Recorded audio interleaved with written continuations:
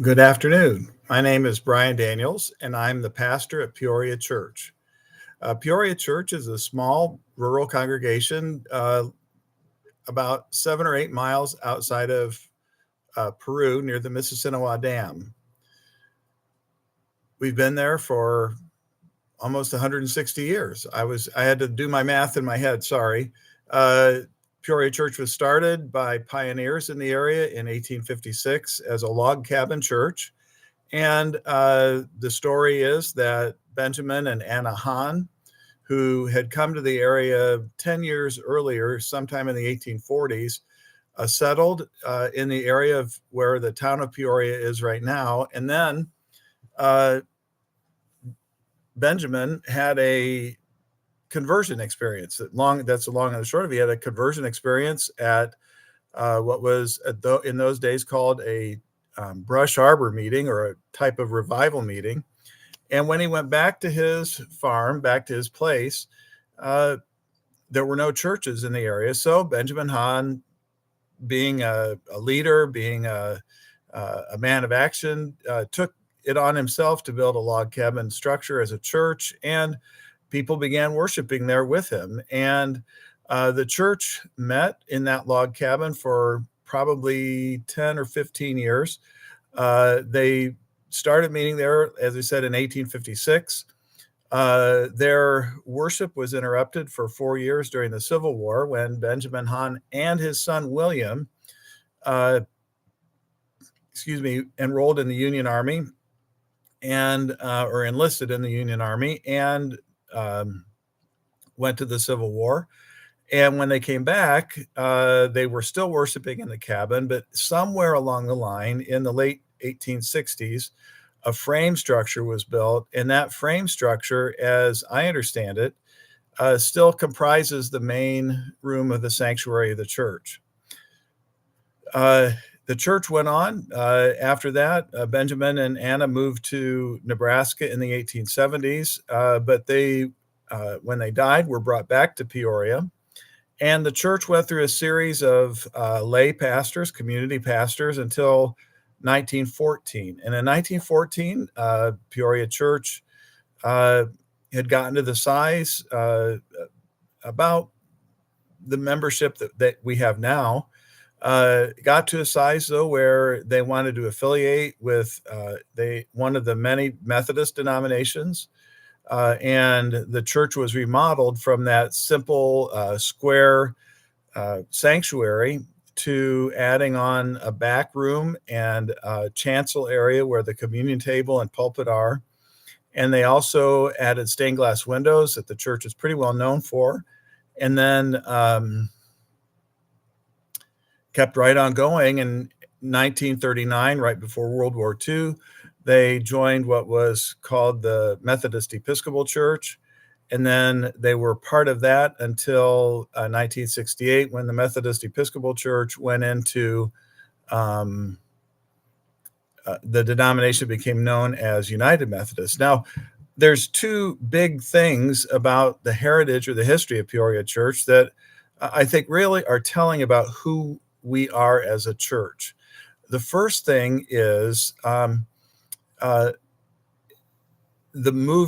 moving of the church in the early 1960s. In 1962, the Mississinawa Reservoir project began, and whole towns, the entire town of Somerset was moved, and basically the town of Peoria was what's left of Peoria isn't much. Most of the town was leveled, and the people were removed. And the church sat where the Mississinawa Dam runs right now. So if you were to drive over the Mississinawa Dam, you would drive over the site of the old Peoria Church. And so in 1962, the Peoria Church people were not much for being told what to do, which is still a good characteristic for the church. And they said, we're going to keep our church. And a family from the church named the Longs sold the church 50 acres on a very lucrative price, very low price. And the one day they loaded up the church on some metal beams and pulled it with a bulldozer across the field to where the church sits now.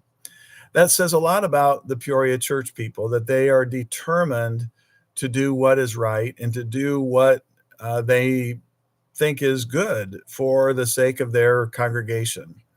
Uh, it's a church of workers, and pictures from those days show teams of people either watching this phenomenon happen or participating, loading up the church building and all that sort of stuff. It took about a year and a half then for the church to begin meeting regularly at the new site with new pews and a new communion rail, new lighting, and all that sort of stuff. That's the first thing. The second thing that tells the character of Peoria Church that I think is important to know is that they are true. I say they, but we are true to our faith as much as we can be. In the early 1990s, as part of the United Methodist Church, some of the women of Peoria Church had gone to a United Methodist Women's Conference and were very concerned about teachings that the church was doing about a feminization of God called Sophia. And they came back to Peoria and said, we've just had enough of this. We need to get out. Well, that factor, combined with a couple of other things, made the church go independent again by 1996. A couple of the other factors were the fact that they had let the church attendance drop. I was told, I was not there at the time, but I was told that attendance had gotten down to around 10 or 12 on a regular basis. I was told that many regular families weren't attending anymore. They were concerned about issues with the church, with the politics of the United Methodist Church, and things like that. And so they decided to leave. And they had a meeting with the Methodist district, and with a little bit of money, they were allowed to let go. I came to Peoria Church as pastor in 1999, and I've been there ever since. And I really love the church. I just can't tell you how I love Peoria Church. I love the young people that are there. I love the kids that are there. I love the old people that are there. I've become one of the old people. When I started there, I was 40, and here I am, 67, and one of the old people. But I really like the church. We're a Bible-based church. The sermons that you would hear on Sunday morning are from the Bible. We have scripture readings in the service. Every Sunday, there's 3 readings. On Communion Sundays, and especially around the holidays, there's usually 4 scripture readings. We're traditional when it comes to music. We sing hymns. We sing newer songs that are biblical. We use lay readers. I play the piano at Peoria Church in addition to preaching. So we're dependent on a team of people we call lay readers, and those lay readers are the ones who actually introduce the worship service. They lead the readings. They lead the prayers. They're indispensable for the way we practice worship at Peoria Church. As a small church, we're also very much a family church. And by that, I don't mean that we have one family that dominates, because there are a couple families that dominate. I don't mean that we have that way, but what I mean is that whether you're in a large family with a lot of kids and a lot of grandkids, or if you're a single person who's never been married, or if you're a couple that has never had children, or you're a couple that's remarried and looking for a new start, Peoria Church is a place for you. We have all different kinds of people there. We have professional people. We have people who have very small part-time jobs. We have people who are retired. I just retired 2 years ago from full-time work. I worked for many years at Timbercrest in North Manchester, and now my I still work, if you can call it that way, part-time for Peoria Church. And so we're made up of people from all different walks of life. It's just a great little church.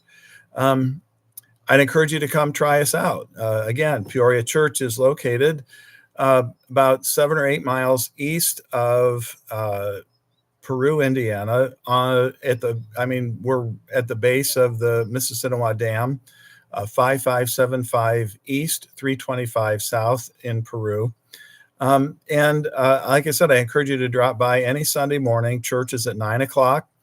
We normally have Sunday school around 10:30, and that's basically an adult class. We have children's Sunday school when there are regularly attending children. Most of our kids don't stay for both hours. They just stay for church time. And then on communion Sundays, which averages about once a month, we have church goes a little bit longer, usually to about 10:15 or 10:20. So that kind of bumps Sunday school back a little bit. But otherwise, I just can't say enough good about Peoria Church. And I hope that you will find a way to make yourself at home there with us. Thanks. I plan on making little videos as time goes on. We have a new volunteer who's willing to work on our YouTube channel, and I think she's wanting me to make a video about once a week.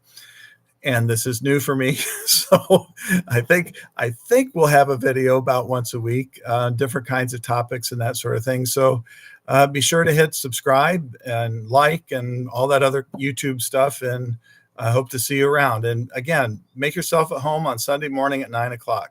Thanks. Bye.